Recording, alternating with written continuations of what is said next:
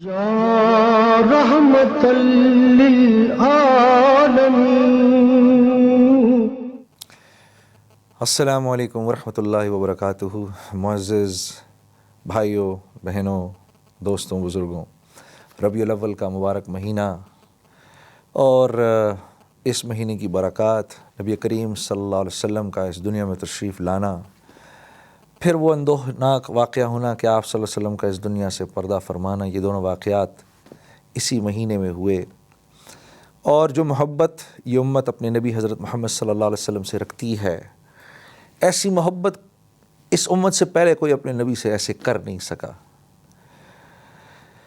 اور آپ صلی اللہ علیہ وسلم کی بابت ایک عجیب شعر پڑھا ہے علامہ اقبال نے۔ اس وقت میرے ذہن میں، جب میں ریکارڈنگ کے لیے آ رہا تھا تو وہ شعر میرے ذہن میں گھوم رہا تھا مسلسل۔ میں آپ کے سامنے پڑھتا ہوں اور پھر اسی کی بابت میں اپنے عزیز دوست مفتی زبیر صاحب سے کچھ اس پہ بات کروں گا۔ بہت بڑا پیغام ہے۔ ڈاکٹر صاحب فرماتے ہیں، اپنی ملت پر قیاس اقوام مغرب سے نہ کر، اپنی ملت پر قیاس اقوام مغرب سے نہ کر، خاص ہے ترکیب میں قوم رسول ہاشمی، ان کی جمعیت کا ہے ملک و نسب پر انحصار، قوت مذہب سے مستحکم ہے جمعیت تیری۔ مفتی صاحب السلام علیکم ورحمۃ اللہ۔ وعلیکم السلام ورحمۃ اللہ۔ کیا مطلب ہوا یہ کہ اپنی ملت پر قیاس اقوام مغرب سے نہ کر، خاص ہے ترکیب میں قوم رسول ہاشمی؟ بسم اللہ الرحمن الرحیم، نحمدہ و نصلی علی رسول الکریم، اما بعد۔ علامہ اقبال مرحوم نے ان اشعار کے اندر جو آپ نے ابھی تمہیدی گفتگو کے اندر پڑھے ہیں، بہت ہی خاص قسم کا پیغام دیا ہے امت مسلمہ کو۔ اور اگر آپ مجھ سے زیادہ ان کی شاعری سے واقف ہیں، اگر قرآن کریم کے صفحات سامنے رکھے جائیں اور علامہ اقبال مرحوم کے اشعار کو سامنے رکھے جائیں تو بعض اوقات یوں محسوس ہوتا ہے کہ علامہ اقبال مرحوم نے قرآن کریم کی تفسیر اور قرآن کریم ہی کی تشریح اپنے شعر کی صورت میں کی ہے۔ عجیب عجیب۔ اب آپ دیکھیے، یہ جو اشعار ہیں، میں اب آپ کے سامنے ایک آیت پڑھتا ہوں، اس میں اور اللہ پاک کی اس آیت کے اندر آپ کو مفہوم کے اعتبار سے کوئی فرق نہیں ملے گا۔ وہی بات اللہ پاک نے ارشاد فرمائی جس سے مستفید ہو کر کے علامہ اقبال نے یہ اشعار کہے۔ عجیب۔ قرآن کریم کے اندر اللہ تعالیٰ نے ارشاد فرمایا حضرت محمد صلی اللہ علیہ وسلم کو مخاطب کرتے ہوئے، فَلَا يَغْرُرْكَ تَقَلُّبُهُمْ فِي الْبِلَادِ۔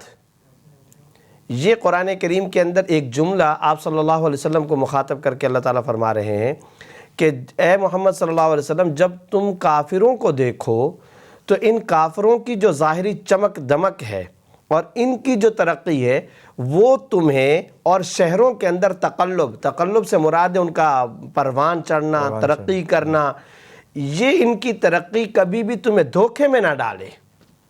اچھا، یعنی اللہ تعالیٰ ارشاد فرما رہے ہیں آپ صلی اللہ علیہ وسلم کو کہ ان کافروں کی ترقی آپ کو دھوکے میں نہ ڈالے۔ کیوں؟ وجہ اس کی قرآن کریم کے اندر کئی جگہوں پر بیان فرمائی گئی کہ ان کافروں کا معاملہ، ان کی ترقی کا معاملہ، ان کی ظاہری دنیاوی چمک دمک کا جو معاملہ ہے، اس کا جو سبب ہے وہ بالکل کچھ اور ہے، کچھ اور سبب، وہ کوئی اور سبب ہے۔ ٹھیک۔ کافروں کے لیے اصول بالکل الگ ہے ٹھیک، اور مسلمانوں کے لیے اصول بالکل الگ ہے۔ یہ تو بڑی آپ عجیب بات کر رہے ہیں۔ یہ تو ہمارے سننے والے، جو میرے اس وقت دیکھنے والے ہیں، سننے والے ہیں، انہوں نے شاید مولانا یہ بات پہلی بار سنی ہوگی۔ جی، اب یہی تو مسئلہ ہے کہ ہمارے ہاں عام طور پر بھی ترقی کے لیے انہی اسباب کو بیان کیا جاتا ہے اور انہی کو معیار بھی بنایا جاتا ہے، انہی کو معیار بنایا جاتا ہے۔ حالانکہ قرآن یہ کہہ رہا ہے فَلَا يَغْرُرْكَ تَقَلُّبُهُمْ فِي الْبِلَادِ، محمد صلی اللہ علیہ وسلم ان کی ترقی، ان کی چمک دمک سے آپ کبھی دھوکے میں مت پڑنا۔ ٹھیک۔ ان لوگوں کا معاملہ کیا ہے؟ یہ لوگ تو دنیا کے اعتبار سے جو ظاہری اسباب و مال و متاع ہیں ان کے اعتبار سے ترقی کریں گے اور ہماری طرف سے ترقی ملے گی۔ عجیب۔ ہماری طرف سے ترقی ان کو ملے گی۔ یہ نہیں ہے کہ وہ جب دنیا کے اسباب اختیار کریں گے تو ان کو ترقی نہیں ملے گی، ان کو ترقی بھی ملے گی، اور ترقی کون دے گا؟ اللہ تعالیٰ دے گا۔ کافروں کے لیے اصول الگ۔ جہاں تک مسلمانوں کا معاملہ ہے، مسلمانوں کے بارے میں دو مقامات پر یہ بات ارشاد فرمائی۔ نمبر ایک، ادخلوا فی السلم کافہ، پورے اسلام میں داخل ہو جاؤ، پورے کے پورے۔ اگر پورے اسلام کو نہیں مانو گے تو کیا ہوگا؟ افتؤمنون ببعض الکتاب وتکفرون ببعض، بعض کتاب پر مانتے ہو، ایمان لاتے ہو، بعض احکام کو مانتے ہو، وتکفرون ببعض، بعض کا انکار کرتے ہو. اب آپ دیکھیے اب آگے ہوگا کیا. اچھا عجیب. فما جزاء من یفعل ذلک منکم، کوئی جزا نہیں ہے جو آدمی جو قوم یہ کام کرے گی، صرف اور صرف 2 جزائیں آگے اس کی. الا خزی فی الحیات الدنیا، دنیا کی زندگی میں رسوائی ہوگی. ویوم القیامت یردون الی اشد العذاب، اور قیامت والے دن ان کو سخت گیر عذاب کی طرف ان کو دھکیلا جائے گا. وما اللہ بغافل عما تعملون، اور اللہ تعالیٰ غافل نہیں ہے جو کچھ تم عمل کرتے ہو. یہ دینی امت کے لیے کو کہا جا رہا ہے. امت مسلمہ کو کہا جا رہا ہے. عجیب. آپ اندازہ لگائیے کہ بعض چیزوں کو ماننا اور بعض چیزوں کو نہ ماننا، یہی صورتحال آج میری اور آپ کی اور پوری امت مسلمہ کی ہے. اگر ہم کیا کام ہم میں سے بہت سارا طبقہ عبادات میں اسلام کو مانے گا، سیاست میں بالکل چوپٹ آزادی وہ چاہتے ہیں.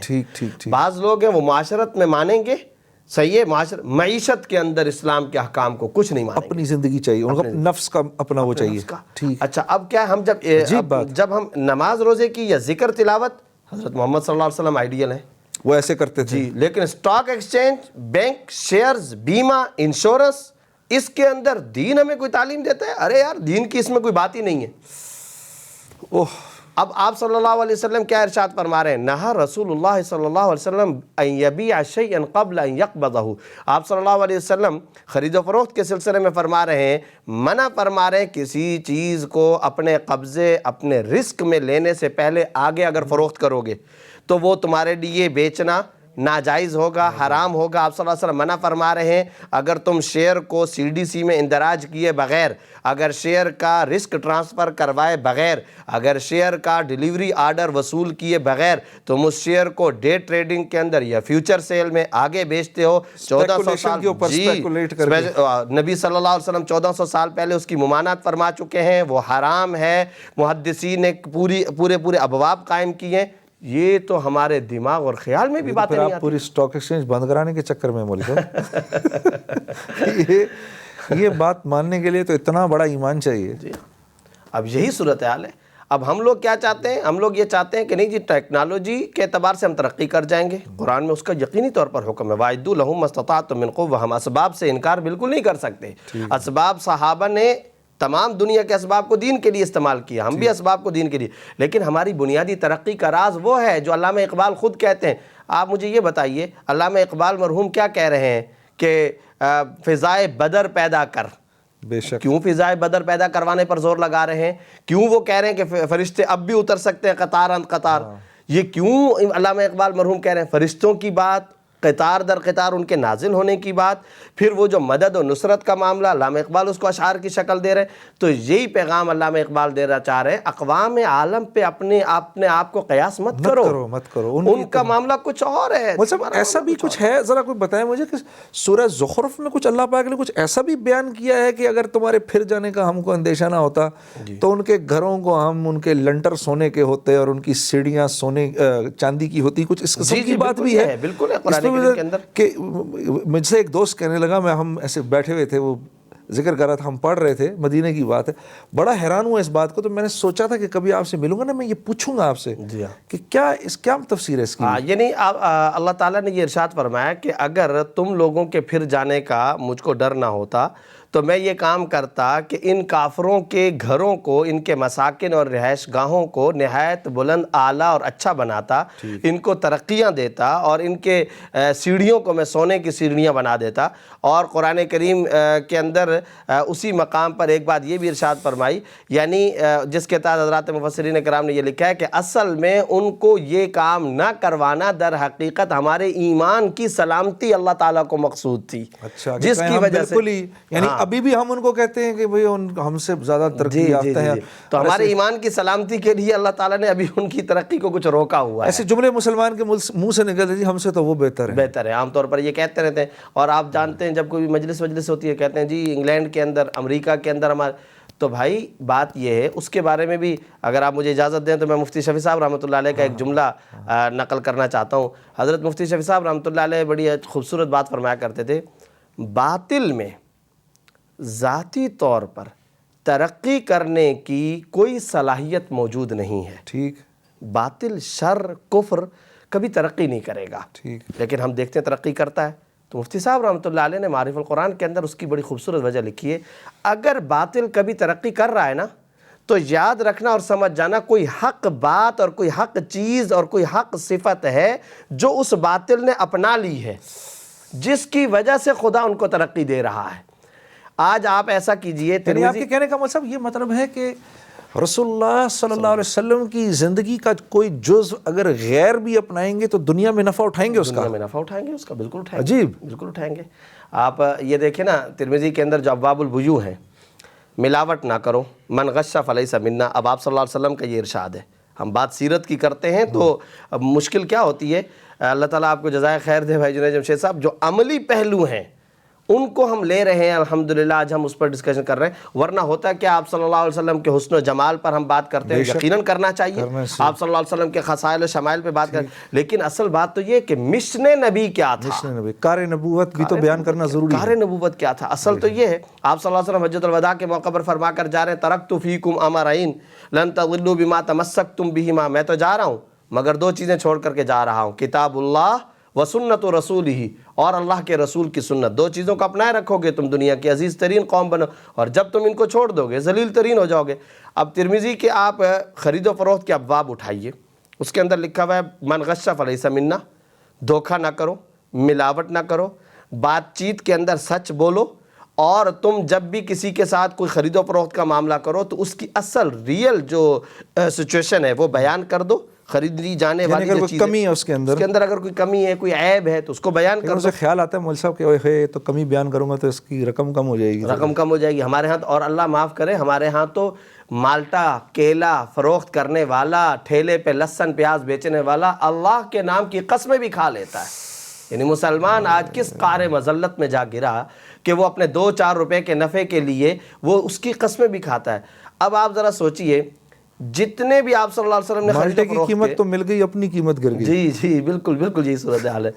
یہ جتنے آپ صلی اللہ علیہ وسلم نے یہ صفات بیان کی ہیں، ان کی لسٹ بنائیے، لسٹ بنا کر کے آپ امریکہ یورپ میں جائیں گے، ان دکانداروں نے ان تمام پر عمل کر کے رکھا ہوا ہے۔ بے شک جب وہ ان چیزوں پر عمل کر رہے ہیں تو اس کا فائدہ اٹھائیں گے، جیسا کہ آپ نے کہا نا کہ وہ دنیا کے اندر اس کا نفع، تو وہ دنیا میں فائدہ اٹھا رہے ہیں۔ ہم نے ان تمام چیزوں کے بارے میں قسم کھا رکھی ہے کہ عمل نہیں کرنا، لہٰذا آج ہماری اکانومی کمزور ہے، ہماری معیشت تباہ و برباد ہے۔ ارے مولانا ذرا بات کریں گے اور پھر اس سے ہم نے نکلنا کیسے ہے یہ بھی کریں گے، ٹھیک ہے نا؟ وہ تو ابھی ہمارا تو ابھی یہ معاملہ یہ ہے نا کہ بھئی مینڈک جو ہے وہ کنویں میں گر تو گیا، اب اگر وہ یہی پٹتا رہے کہ میں کنویں میں گرا کیوں تو معاملہ حل نہیں ہوگا۔ اب تو ہم نے یہ سوچنا ہے کہ اس نے کنویں سے نکلنا کیسے ہے۔ ایک بریک لیتے ہیں، بریک کے بعد انشاءاللہ مولانا سے یہ ڈسکشن جاری رہے گا۔ یا رحمت للعالمین، یا رحمت للعالمین۔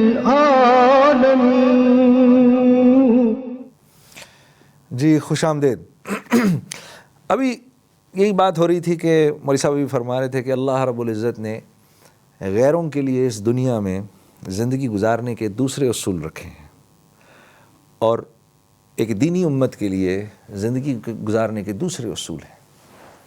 دینی امت کے لیے تو اللہ پاک فرما رہے ہیں وَلَنُذِيقَنَّهُم مِّنَ الْعَذَابِ الْأَدْنَىٰ دُونَ الْعَذَابِ الْأَكْبَرِ لَعَلَّهُمْ يَرْجِعُونَ۔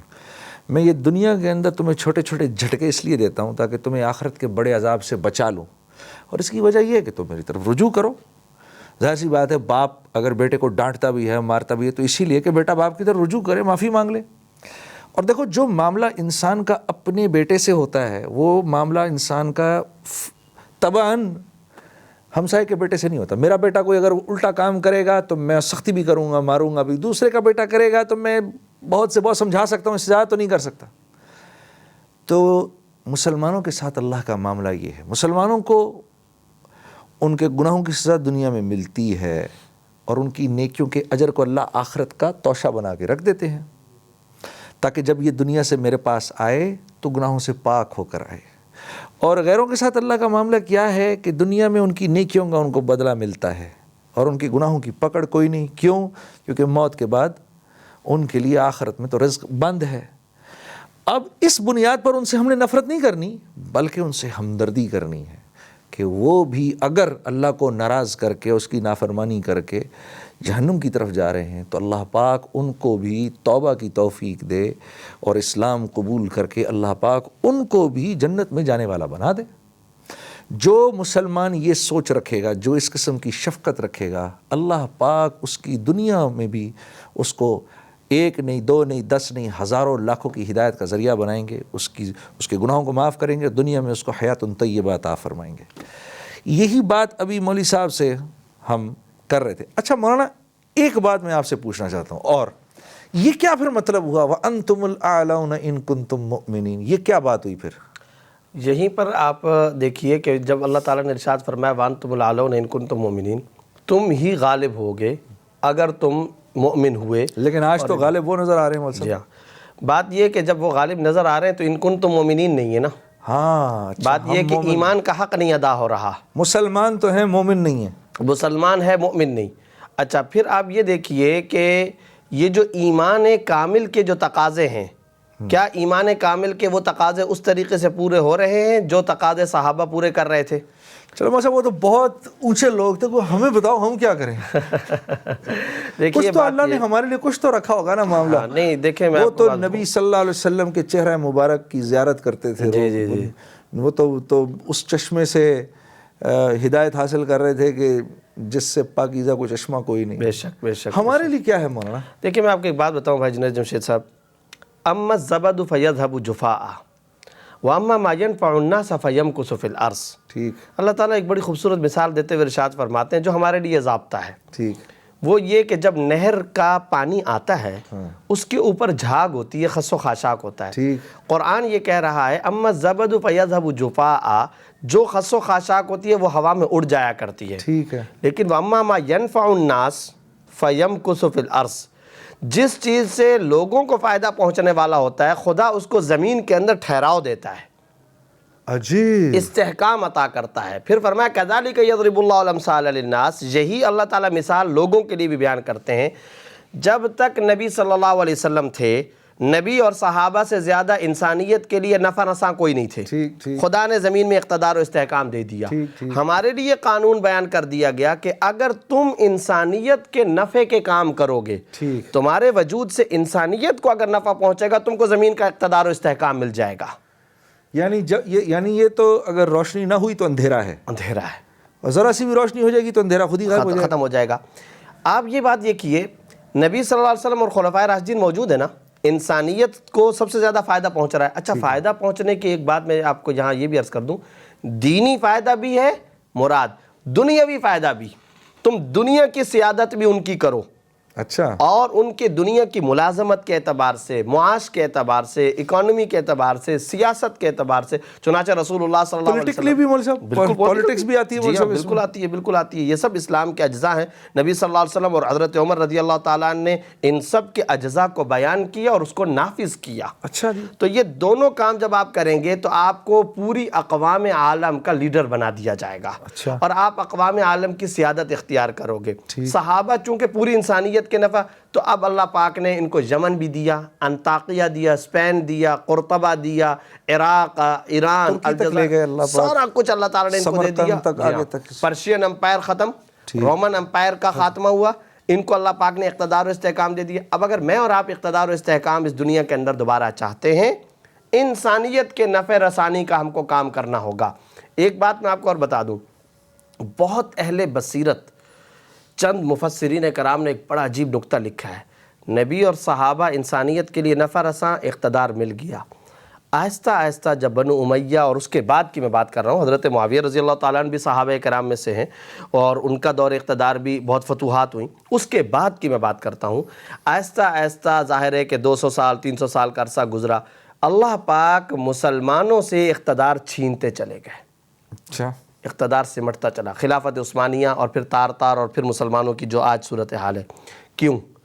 انسانیت کی نفع رسانی کا کام جب امت مسلمہ سے ختم ہونا شروع ہوا، دینی طور پر بھی دنیاوی طور پر بھی اجتماعیت ختم ہوئی، انسانیت کی قیادت ختم، ڈیفینسو پوزیشن پر آئے، اپنی گاڑی، اپنا گھر، اپنی سواری، یہ ہر انسان کی سوچ ہونا شروع ہوئی۔ ہماری مانگیں پوری کرو، ہمارا حق چاہیے جی، اور حقوق کی فکر، نعرہ حقوق کا یہ اپنا دینے والے لینے والے کیسے بن گئے؟ کیسے بن گئے؟ جب سے یہ ہوا، مولانا علی میاں صاحب رحمۃ اللہ علیہ کی کتاب ہے ماذا خسر العالم بانحطاط المسلمین، مسلمانوں کے زوال سے انسانیت کو کیا نقصان پہنچا، تو یہ پوری کتاب کا نام ہے۔ اب اس میں حضرت نے یہ لکھا کہ ایک بڑی عجیب بات لکھی ہے، کرتے کرتے اللہ نے اقتدار ان سے اس لیے چھین لیا تاکہ آنے والا کوئی بھی مورخ اور کوئی بھی انسان حضرت محمد صلی اللہ علیہ وسلم اور ان کے نظام پر حرف تنقید اور انگلی نہ اٹھا سکے کہ تم مسلمانوں کا یہ نظام ہے جس میں صرف اپنے لیے ہی ہوتا ہے اور جس میں صرف اور صرف ملوکیت اور بادشاہت اور کرپشن اور بددیانتی ہوتی ہے، کیا محمد صلی اللہ علیہ وسلم کا نعوذ باللہ یہ نظام ہے؟ اللہ پاک نبی کے اس نظام پر تنقید سے بچانے کے لیے مسلمانوں سے اقتدار واپس لے چکے ہیں، اچھا، کہ ان پر اعتراض نہ آئے۔ تو آج بھی اگر ہم پھر سے اگر ہم آ جائیں، جی ہاں، اب یہی ہے۔ ایک بات اور بتائیے، یورپ نے کیا کام کیا تھا؟ مطلب رک جائیں، جی ایک بریک لیتے ہیں جی، یہ بڑا انٹرسٹنگ ڈسکشن ہے، یہ آپ سے میں ذرا تفصیل میں سننا چاہتا ہوں، بریک کے بعد ملاقات کرتے ہیں۔ یا رحمت للعالمین، یا رحمت للعالمین۔ جی خوش آمدید میرے بھائی اور میری بہنوں۔ جی مولانا صاحب آپ فرما رہے تھے۔ میں عرض کر رہا تھا کہ قرآن میں جو یہ اصول بیان کیا گیا، اما الزبد فیذهب جفاء ما ينفع الناس فیمکث فی الارض، جو انسانوں کو نفع پہنچائے گا خدا اس کو اقتدار و استحکام دے گا۔ دیں گے۔ یورپ نے ابتدا میں انسانوں کو نفع پہنچایا ہے، اچھا، اور انصاف کی بات یہ ہے کہ اس کو تسلیم کرنا چاہیے۔ کیسے؟ میں نے آپ کو پہلے عرض کر دیا تھا کہ نفع کے اندر صرف اور صرف دینی نفع کی بات نہیں ہوتی ہے۔ انہوں نے ٹیکنالوجی دی جو مسلمانوں سے لی تھی، اسپین کے اندر جا کر کے انہوں نے علوم لیے، جس کا تذکرہ علامہ اقبال مرحوم نے بھی اپنے اشعار میں کیا ہے۔ میں نہیں کہتا کہ چھینے گئے، درخواست کی گئی، ٹھیک ہے، لیے انہوں نے علوم۔ اچھا، ان علوم کے لینے کے بعد سائنسی ترقیات اور ٹیکنالوجی انہوں نے انسانیت کو دی ہے اور ایجادات دی ہیں، انسانیت کو نفع پہنچایا ہے کسی نہ کسی خاص میدان کے اندر۔ لہٰذا اللہ پاک کا وہ اصول آ گیا دنیا میں اقتدار کے لیے، پھر وہی اصول آیا کہ اللہ پاک نے اما ما ينفع الناس فیمکث فی الارض، اقتدار دیتے چلے گئے۔ اب عادلانہ اور منصفانہ تجزیہ یہ ہے اہل بصیرت اہل علم کا دنیا بھر کے اندر کہ اب یورپ اور امریکہ کی جو توجہ ہے وہ پھر سے انسانیت کے نقصانوں پر مشتمل ہونا شروع ہو گئی ہے۔ چنانچہ مسلمانوں کے خلاف پالیسیز کے اندر بھی اس طرح کے معاملات ہیں جو بالکل عیاں ہیں سب کے سامنے۔ لہٰذا اب ایک بات اور بتا دیتا ہوں، کوئی تعصب کی بات نہیں ہے، جو ہمیں نظر آ رہا ہے اما ما ينفع الناس فیمکث، ایک بار پھر اب انسانیت اور دنیا سے اللہ پاک ان سے اقتدار دوبارہ لینے والے ہیں۔ اچھا، اب زمین کے اقتدار ان سے واپس اللہ تعالیٰ لینے والے ہیں، اب تاریخ یو ٹرن پوائنٹ پھر لینا والی ہے۔ لیکن یہ اقتدار ان سے لے کر کس کو دینے والے ہیں؟ یہ بات، دیٹ از اے پوائنٹ۔ اب معاملہ کیا ہے کہ اب ان سے اقتدار لے لیں گے اللہ تعالیٰ، ہمیں نہ دے دیں کہیں؟ یہی بات ہے۔ تو ہم تو اگر ہمیں دنیا کے پاکستان کا اقتدار ملا تو پاکستان کا بڑا گرک مارے، تو دنیا کا جزاک اللہ دنیا کا اگر ہمیں مل گیا تو بڑی یہ ہے اصل میں اب اہم فکر کی بات، بڑی مشکل ہو جائے گی۔ مسئولیت اور ذمہ داری ان سے لینے والے اقتدار۔ اب اگر مسلمان یہ چاہتے ہیں کہ یہ اقتدار اللہ پاک ہمیں دے دے تو اس کے لیے ضروری ہوگا کہ ہم اپنے اندر استحقاق اور صلاحیت پیدا کریں، ورنہ وہ بڑی بے نیاز ذات ہے، لن تجد لسنت اللہ تبدیلا، اللہ کا قانون تبدیل نہیں ہوگا۔ اچھا، ہمارے ہاں معاملہ کیا ہے، ہم یہ کیا چاہتے ہیں، نماز ظہر پڑھی ہم نے اللہ تعالیٰ کے ساتھ جو تعالیٰ، یا اللہ فلاں ملک کو تو تباہ کر دے۔ اچھا جی، عصر کی نماز پڑھی تو ہم گویا کہ اب اللہ تعالیٰ ہم سے کہیں گے اچھا جی چونکہ تم مسلمان ہو، تم نے مجھ سے ظہر میں دعا کی تھی تو میں نے کر دیا، اب بتاؤ عصر کے اندر اب میں کیا کام کروں؟ پھر ہم کہتے ہیں یا اللہ اب تو فلاں کام کر دے۔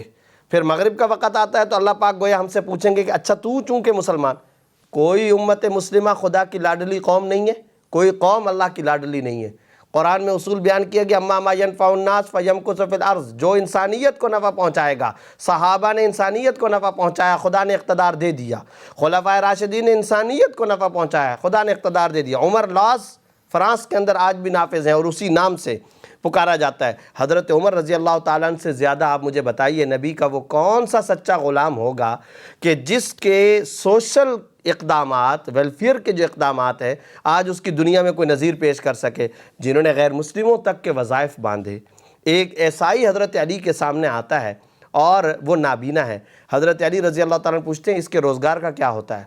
کہا گیا کہ امیر المومنین یہ پہلے کام کرتا تھا تو اس کو وظیفہ دیا جاتا تھا، اب معاملہ یہ ہے کہ اس کو وظیفہ نہیں دیا چونکہ کام نہیں کرتا. حضرت علی نے فرمایا پہلے اس کے ساتھ پیٹ لگا ہوا تھا اور اب پیٹ نہیں لگا ہوا ہے, بیت المال سے اس عیسائی غیر مسلم کے لیے اتنا ماہانہ وظیفہ مقرر کرو. بچوں کے دودھ کا وظیفہ حضرت عمر نے مقرر کیا. اور کتاب الخراج میں قاضی ابو یوسف رحمۃ اللہ علیہ نے لکھا ہے کہ حضرت فاروق اعظم کا جب آخری حج تھا اپنے گورنروں کو جمع کر کے انہوں نے خطبہ دیا کہ اگر عمر اگلے سال زندہ رہا تو اپنی مملکت کے تمام صوبوں کا پیدل دورہ کرے گا. عمال نے پوچھا کہ امیر المومنین کیا کریں گے؟ کہا کہ میں ایک ایک بیوہ عورت کے گھر پر جاؤں گا اور جا کر کے پوچھوں گا تمہارے شوہروں کے انتقال کے بعد تمہاری گزر بسر کیسے ہوتی ہے. اور یہاں ہر گورنر کو میں مقرر کروں گا کہ مہینے کی 1 تاریخ کو ان کے گھر میں لفافہ پہنچنا چاہیے. آپ کو میں ایک بات عرض کروں, حضرت عمرو بن العاص رضی اللہ تعالیٰ عنہ یہ نبی کے وہ تربیت یافتہ غلام ہے کہ مصر کے اندر انہوں نے ایک ہسپتال قائم کیا تھا. اس ہسپتال کے اندر 12,000 بستروں کا انتظام تھا. عجیب. آج ہم کہتے ہیں 1,000 بستروں والا بہت بڑا ہسپتال ہوتا ہے, اور اس میں تاریخ کے اندر مورخین نے لکھا ہے, یعنی میں بتا رہا ہوں صحابہ انسانیت کو کیسے فائدہ پہنچا رہے تھے, مسلمان یا غیر مسلم. علاج کے لیے جو بھی آتا تھا اس کا ایک پروفارما تیار ہوتا تھا. بھئی یہ بتاؤ تم جب اپنے صحت کے زمانے میں کتنے پیسے ماہانہ کماتے تھے؟ جی میں یہ کماتا تھا. پیشہ کیا تھا؟ جی میرا یہ پیشہ تھا, میں بزنس کرتا تھا یا میں کسان تھا. بیماری کے دوران میں اس کے گھر کے اندر باقاعدہ ایک فورس تشکیل پائی ہوئی تھی, وہ اس کے گھر کے اندر اتنا وظیفہ بھیجا کرتی تھی. اور اس دوران میں اس مریض پیشنٹ کے لیے خادم مقرر ہوتا تھا. اور اس زمانے کے بعد ڈاکٹروں سے یہ رائے لی جاتی تھی کہ کتنے وقت تک یہ شخص اس کو بیڈ ریسٹ کی ضرورت ہے. یہ تو مول صاحب آپ ایسے دور کو بیان فرما رہے ہیں جس میں لوگ دینے والے تھے. جی یہ تو اب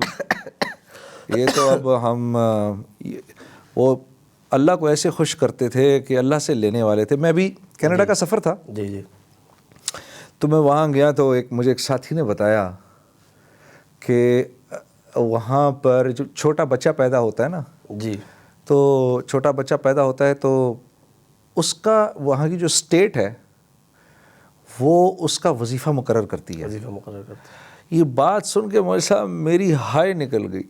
وہ مجھے یاد آیا, ایک واقعہ یاد آیا کہ حضرت عمر رضی اللہ تعالیٰ عنہ نے رات کو ایک بچے کو روتے ہوئے سنا.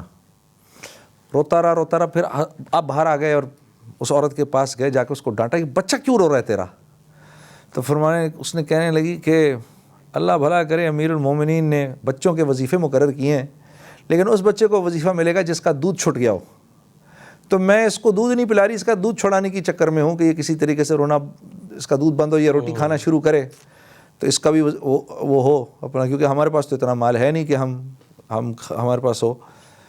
تو صبح جا کے حضرت عمر رضی اللہ تعالیٰ عنہ نے اپنے اس قانون کو بدل دیا اور ہر بچے کا وظیفہ مقرر کر دیا آج سے 1400 سال پہلے. تو یہ ابھی کینیڈا میں ہو رہا تھا تو میری آہ نکل گئی مولانا. یعنی یہ سب ہماری میراث ہے. بالکل ہم سے وہ جو ویسٹ کا جتنا سوشل سیکیورٹی سسٹم ہے نا اس وقت, مطلب کہ وہ جب کام کرنا ختم کر دیتے ہیں تو اس کے بعد ان کو وہ دیا جاتا ہے. تو ظاہر سی بات ہے یہ تو ہم ایک ایسے معاشرے کو بیان کر رہے ہیں جس میں لوگ دینے والے تھے اور اگلے کو کچھ ملتا تھا تو ہم خوش ہوتے تھے. جی مطلب کس طرح آیا جائے میں اس طرف. یہ صحیح فرما رہے ہیں آپ. دیکھیں یہ جیسے آپ نے بھی یہ واقعات بیان فرمایا, یہ ہے صحابہ کرام کے اس نبوی خوشگوار انقلاب کی ایک لارج اسکرین جس کو آج ہم قوم کے سامنے رکھ رہے ہیں. اب مسئلہ یہ ہے کہ وہ جو آپ کا وہ سوال تھا نا کہ یہ امت مسلمہ کو اقتدار و استحکام اور اللہ پاک ان کی عظمت رفتہ کو بحال کر دے, ان کی شوکت رفتہ کو بحال کر دے. اللہ تعالیٰ یعنی تاریخ یو ٹرن لے رہی ہے, اللہ پاک اب دوبارہ سے اقتدار دینے والے ہیں. اگر امت مسلمہ نے اپنے اندر صلاحیت اور استحقاق پیدا کر لیا تو اللہ پاک اس قوم کو عطا فرما دیں گے. اللہ پاک اپنے ضابطے اور اصول کے مطابق چلتے ہیں, کیونکہ قرآن میں جگہ جگہ ایک جگہ پر لن تجد لسنت اللہ تبدیلا اور ایک جگہ پر ہے لن تجد لسنت اللہ تحویلا. کیا مطلب کہ کبھی بھی آپ اللہ کے قانون کو تبدیل شدہ نہیں دیکھیں گے. ٹھیک. لہٰذا اب ہم یہ کرتے ہیں کہ یا اللہ میں تو تبدیل ہونے والا نہیں ہوں, آپ تبدیل ہو جائیے اور آپ کا قانون تبدیل ہو جائے. ایسا کبھی بھی نہیں ہوگا, ایسا نہیں ہوگا, کبھی بھی نہیں ہونے والا. ہمیں بدلنا ہے اپنے آپ کو. وہ بہت بے نیاز ذات ہے, ٹھیک, وہ بادشاہ ذات ہے, حکم الحاکمین ذات ہے کہ اسے پرواہ نہیں ہے, وہ بہت بے نیاز. مجھے اور آپ کو اپنے آپ کو, معاشرے کو, امہ کو اپنے آپ کو بدلنا ہے. اگر صلاحیت پیدا ہو گئی اللہ پاک دوبارہ ان امت مسلمہ کو اقتدار و استحکام اور شوکت اور عظمت اور عزت رفتہ دے دیں گے. نہ ہوئی عین ممکن ہے کہ دنیا کا اقتدار چائنا کو مل جائے. بہت زبردست گفتگو چل رہی ہے مولانا کے ساتھ، اور امید ہے آپ بھی اس سے نفع اٹھا رہے ہیں میرے بھائی اور میری بہنوں. اپنی ذات کو سامنے رکھ کر سوچئے گا مولانا کیا بات کریں، لوگوں کو نہیں. لوگ ایسے ہیں، وہ ایسے ہیں، یہ ایسے ہیں، وہ ایسے، یہ سب نہیں کرنا. اپنی ذات کو سامنے رکھ کے کرنا ہے. ایک بریک لیتے ہیں، بریک کے بعد انشاءاللہ پھر اپنی گفتگو کو جاری رکھیں. رحمت للعالمین، رحمت للعالمین. جی میرے بھائیو، دوستو اور میری بہنوں، خوش آمدید. یہ امت رسول اللہ صلی اللہ علیہ وسلم اور صحابہ کے خون اور پسینے میں تیر کے بنی ہے. ان حضرات نے اس امت کو بنانے کے لیے بڑی قربانیاں دیں، اور سچ یہ ہے کہ پہلے ہم خود ٹوٹے، پھر اس کٹی کٹائی امت کو اوروں نے کاٹا. ایک وقت تھا کہ مسلمان بڑے فخر سے اپنے مسلمان ہونے کو بیان کیا کرتا تھا. میں اپنی ایک پریکٹیکل سی بات کر رہا ہوں. میں اپنی ذات میں مجھے یہ بات یاد ہے کہ جب میں نے ہوش سنبھالا تو میں نے کیا دیکھا کہ ہم پاکستانی ہونے پر بڑا فخر کیا کرتے تھے. میں پاکستانی ہونے پر بڑا فخر کرتا تھا. جب جوانی آئی 20 22 21 سال کی عمر میں، تو کیا معاملہ ہوا اللہ کی طرف سے کہ ایک قومی نغمہ گا دیا جس کی وجہ سے ساری کے سارے دنیا کے اندر پاکستان کے نام سے شہرت ملی، ایک پاکستانی کے نام سے شہرت ملی، اور وہ ہم لوگ بڑے پراؤڈ ہوا کرتے تھے کہ بھئی ہم پاکستانی ہیں. پاکستان پاکستان پاکستان. ٹھیک ہے. پھر مجھے یاد پڑتا ہے آہستہ آہستہ آہستہ آہستہ اس چیز کو بھی میں نے ڈیوائیڈ ہوتے دیکھا کہ ایک زمانے میں پاکستان تو نظر آتا تھا، لیکن اب پاکستان بھی اتنا نظر نہیں آتا. پاکستان کے اندر ہی پاکستان نظر نہیں آتا، بلکہ پاکستان کے اندر بھی ہم بٹ گئے. مختلف جھنڈے دکھائی دیتے ہیں، مختلف نعرے دکھائی دیتے ہیں، مختلف سوچیں دکھائی دیتی ہیں اپنے ہی ملک کے اندر. ہاں، ایک زمانہ تھا کہ اسٹیڈیمز کے اندر، کرکٹ اسٹیڈیمز کے اندر پاکستان کے جھنڈے دکھائی دیتے تھے. ہاں، اب 10 مختلف جماعتوں کے جھنڈے دکھائی دیتے ہیں. خدا ہی جانے اس میں پاکستانی کون ہے اور کیا سوچ ہے. تو یہ ڈس انٹیگریشن مسلسل میں اپنی ذات میں، اور آپ بھی دیکھ رہے ہوں گے. ٹھیک ہے، میں آپ سے ایک چیز کو شیئر کر رہا ہوں جو میرے دل میں موجود ہے، اور اس کے برعکس حضرات صحابہ کرام رسول اللہ صلی اللہ علیہ وسلم، جن کا ہم نام لیتے ہیں بڑے شوق سے اور بڑی محبت سے، جن کے امتی ہونے کا ہم دعویٰ کرتے ہیں اور جن کی زندگیوں پر چلنے کی ہم دعوے کرتے ہیں، ان حضرات نے انہی تمام بتوں کو توڑ تاڑ کے ایک ایسی امت بنا دی کہ باوجود اس کے کہ ان کے گھر چھوٹے چھوٹے تھے، ان کے وسائل تھوڑے تھے، لیکن اللہ نے ان میں سے ایک ایک کو وقت کا امام بنا دیا. یہی بات ابھی مولوی صاحب کر رہے تھے. تو مولانا یہ بات جو میں نے بھی آپ کے سامنے عرض کی، یہ ہم بھی دیکھتے ہیں. ٹھیک ہے نا. اب پاکستان کی بات نہیں نظر آتی، بلکہ اگر کبھی ہم دیکھیں تو کسی سیاسی لیڈر کا اگر کوئی بیان بھی ہو رہا ہوتا ہے تو اس کے پیچھے اس کی جماعت کا جھنڈا ہوتا ہے، اس کے جماعت کی لیڈر کی تصویر ہوتی. کیسی بدقسمتی ہے ہماری. بالکل صحیح. ہاں، تو یہ بھی میری آپ کی طرح پڑھے لکھے لوگ ہی ہیں. جی ہاں. ٹھیک ہے نا. تو یہ حص کیسے مر گئی مول صاحب؟ یہ کیا ہوا؟ کیا چیز غلط ہو گئی ہم سے؟ دیکھیے، حب الدنیا راس کل خطیہ، جو آپ صلی اللہ علیہ وسلم نے ارشاد فرمایا تھا کہ اعتدال سے بڑھی ہوئی جو دنیا کی محبت ہے، اور اپنے آپ کو بڑھانا، اپنی بات کو اوپر رکھنا، اور اب مالداری ہے تو اس میں بھی اپنی سوچ ہے، اپنا گھر، اپنی چیز، اپنی دنیا داری اور اپنا فیشن. حب الدنیا راس کل خطیہ، دنیا کی محبت تمام برائیوں کی جڑ ہے. آپ دیکھیں گے کسی بھی برائی کی بیگ پر اگر کچھ نظر آئے گا تو وہ یہ دنیا کی محبت نظر آئے گی. ظاہر ہے کہ اس مادہ پرستی اور دنیا کی اس چکا چوند نے ہم کو شیطان کے ان دھندوں کے اندر ڈالا ہے.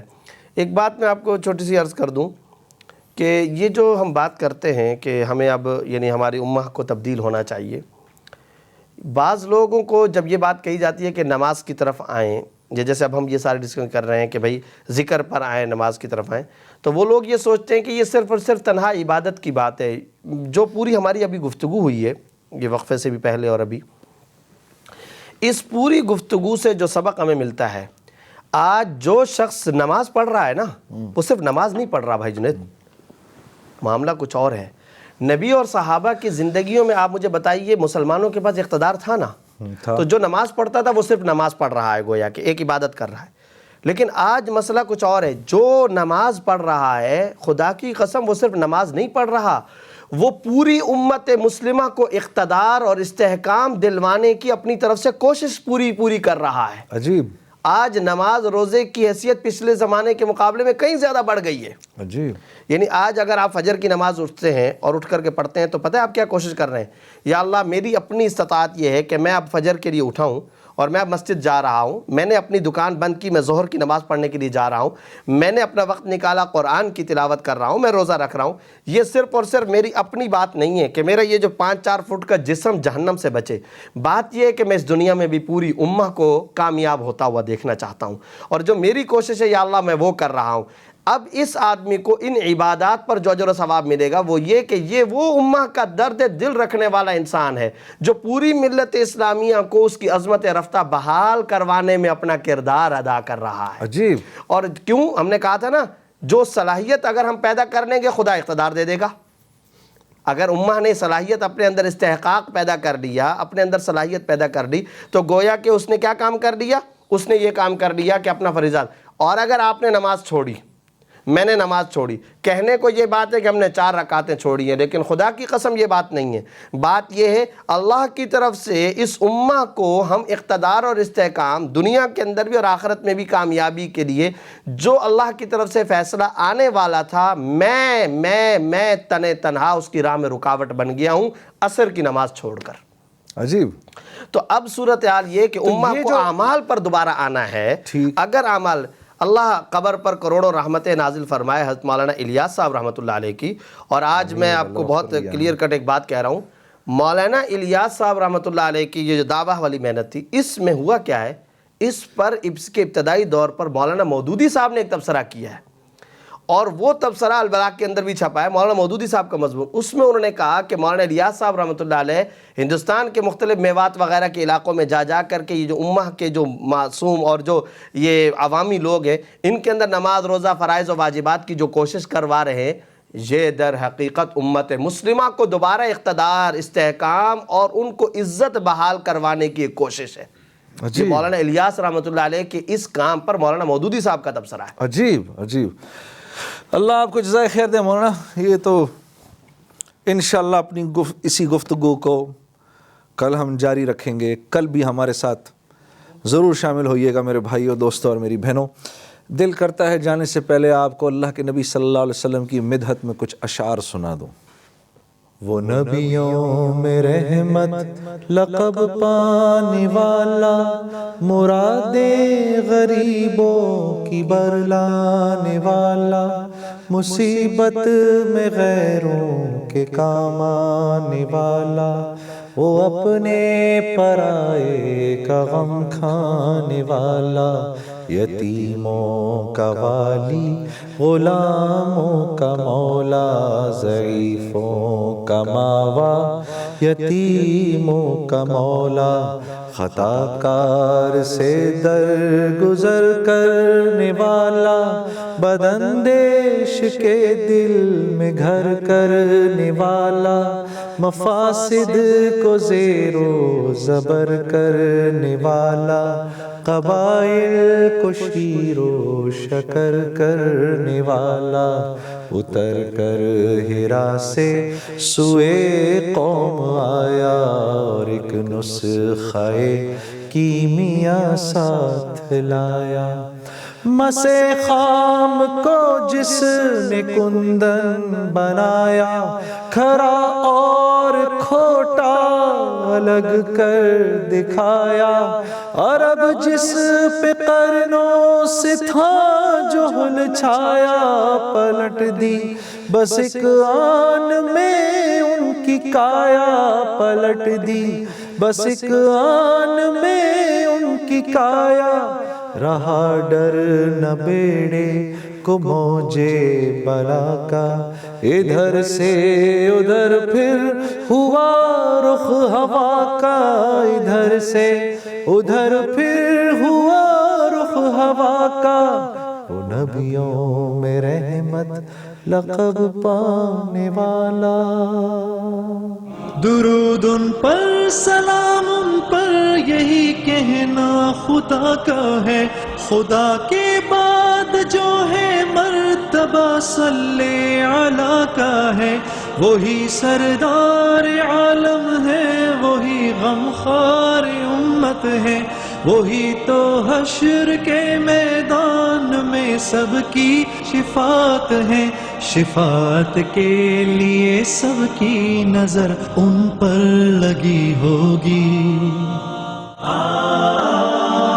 مولایا صلی وسلم دائما ابدا علی حبیبک خیر خلق کلہم، مولایا صلی وسلم دائما